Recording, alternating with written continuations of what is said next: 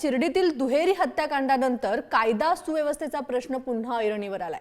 माजी खासदार सुजय विखे यांनी जिल्हा पोलीस अधीक्षकांची भेट घेतली आहे। शिर्डीतील गुन्हेगारीबाबत सुजय विखेंनी पोलीस अधीक्षकांसोबत प्रदीर्घ चर्चा केली आहे। येत्या 2 दिवसात शिर्डीतील गुन्हेगाराचा सुपडा साफ करणार असं आश्वासन पोलीस अधीक्षकांनी दिलंय। या घटनेत दुर्लक्ष करणाऱ्या दोषी पोलीस अधिकाऱ्यांवर ही कारवाई होणार आहे। राधाकृष्ण विखे पाटील शिर्डीत ग्रामस्थांची बैठक घेऊन आचारसंहिता ठरवणार आहेत असंही सुजय विखे यांनी सांगितलंय।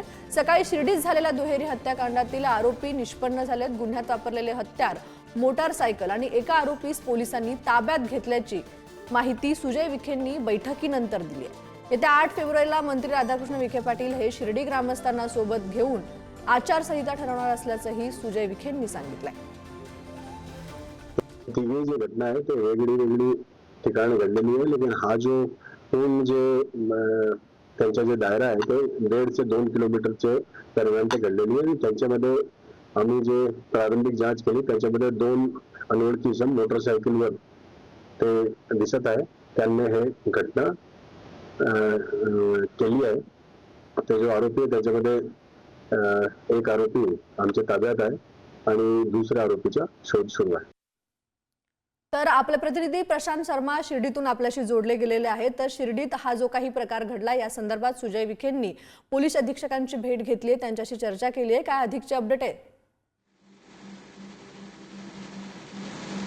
तेजस्विनी, आज खरं तर पहाट जी आहे श्री साईबाबांच्या एकीकडे काकड आरतीने शिर्डीची रोज सुरुवात होत असते।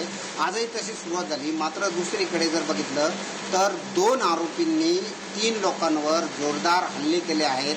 त्यांचा जो उद्देश होता तो सध्या लुटीचा होता की आणखीन काही होता हे मात्र स्पष्ट झाले नाही। मात्र या हल्ल्यात जे आहे ते 2 साईबाबा संस्थांच्या कर्मचाऱ्यांचा मृत्यू झालेला आहे। ही घटना सुजय विखे यांना कळल्यानंतर तातडीने सुजय विखे यांनी शिर्डीत येऊन माहितांच्या नातेवाईकांची भेट घेतली आणि शिर्डीतील एकंदरीत गुन्हेगारीबाबत मात्र त्यांनी आता मोहीम सुरू केलेली आहे। त्यांनी त्यानंतर SP राकेश ओला यांची भेट घेतलेली आहे आणि एकंदरीतच शिर्डीत मोठ्या प्रमाणात गुन्हेगार आश्रयाला येतात।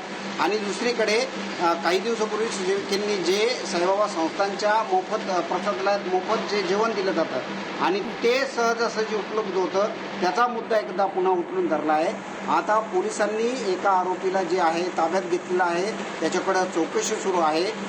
ह्या 2 आरोपींनी सकाळी हे सगळं जे हत्याकांड आहे ते घडवल्याचं CCTVतून समोर आलं आहे। त्यानुसार या आरोपींना ताब्यात घेतलेलं आहे। प्राथमिक दर्शनी जर बघितलं तर हे आरोपी गुन्हेगारी प्रवृत्तीचे आहेत। गेल्या काही दिवसापासून शिर्डीत त्यांनी उच्छाद मानल्याचं समोर येत आहे। मात्र ह्या ज्या 2 हत्या केलेल्या आहेत आणि एका व्यक्तीला गंभीर जखमी केलेला आहे, त्यांचा त्या ठिकाणीचा उद्देश काय होता हे मात्र अद्याप पोलिसांनी स्पष्ट केले नाही आहे। दुसरा जो आरोपी आहे तो मात्र शिर्डी परिसरात आहे, त्याचा शोध मोठ्या प्रमाणात घेऊन नक्कीच प्रशांत, या संदर्भातल्या सगळ्या अपडेट तुमच्याकडून घेत राहू।